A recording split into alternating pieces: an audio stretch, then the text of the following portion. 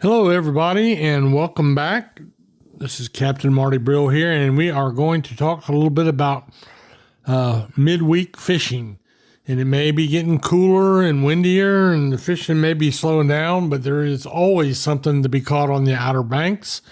And I'll tell you what's going on when I come back in just a second. Electricity, something I don't mix well with at all, and that's why I only trust the folks at ELS-OBX. ELS-OBX offers a variety of services from custom electrical installations to lighting design. ELS-OBX has the experience and know-how to complete any job. They're committed to providing the highest quality lighting and electrical installations or service at affordable prices. Visit them online at elsobx.com to get a brighter idea of how shockingly awesome they are. See what I did there? ELS-OBX, electrical and lighting solutions you can count on. When it comes to finding phenomenal seafood, you gotta go insane. That's right, stop into the Insane Seafood Market right there on Highway 64 in Columbia. Luke Midget and his crew work hard out on the water to make sure you have the freshest selection of seafood around. They provide a wide selection of fish, crabs, shrimp, oysters, and clams, just to name a few.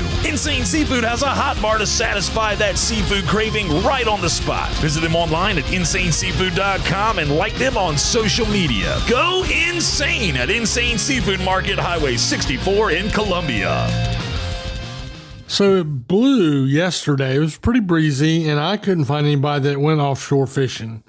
Maybe somebody will get out today, but here's what's been going on in the fleet. We are surprisingly thin on yellowfin tuna. We should be really hammering them right now, and we're not. Why is that? I believe it's because the migration is altered a little bit. Everything we catch around here are in the Gulf Stream are migratory species, and it can change. Remember, during white marlin season, all the white marlin were up off New England, and we've had other circumstances where we had great sail fishing, which was better than we've ever had. Normally that would have been further south of us, so things change. But what we are catching, if we're not catching the yellowfins, which are the 35 to 65 pound premium tuna, we are catching the blackfin tuna. They're smaller. They average 15 to 25 pounds. Very good to eat. And we are also seeing in both the Oregon Inlet and Hatteras Fleet still good dolphin fishing. Dolphin fish, meaning mahi, as they're labeled in restaurants, and they're labeled that way because even though they are in the fish books a dolphin fish, it's a tough one for menus. So they use the Pacific name of mahi or sometimes mahi. And that fishing, they're small, but it still remains pretty good. All you got to do is find a little bit of sargasso seaweed floating, or an old loading mat barnacled up, a log from some hurricane that washed out and has been floating around the ocean for a year. That's the kind of stuff that holds mahi. So there's been blackfin tuna and mahi in both fleets, and king mackerel, which is a little bit more inshore and a little bit shallower. And some of them are catching them on the deep running planers and trolling rigs. And then some of them are catching them on live bait, which is great fun, really good fun, to catch a king mackerel on a live bait. So that's what's happening mostly with our offshore stuff. Now, closer to shore, the surf fishing is a mixture of stuff, really, and it's pretty much the same up and down the beaches. Scattered sea mullets still. We still have bluefish biting. They'll probably be the last thing to bite when things get really cold. A few puppy drum, a few flounder. So you got all that, and then you also are starting to see some of the winter stuff, like some small sharks, some skates, things like that. So that's what you got in the surf. The pier fishing, there's still an occasional big drum being caught, and there was a good bite yesterday on Jeanette's Pier for sea mullet. Some people will call them kingfish, southern kingfish, and some people will call them whiting, but all the same fish. And they were catching them two at a time off Jeanette's Pier, which is right there by Salmonomi's restaurant in Nags Head. So there are other stuff to be caught. There's some small speckled trout being caught, and again, a few puppy drum and a few bluefish. So that's what's happening with the pier fishing. Now we'll take a little break, and I'll be right back to talk to you about what's going on in the backcountry. And again, the way the wind blew yesterday, not much, but I'll tell you what to expect when I come back.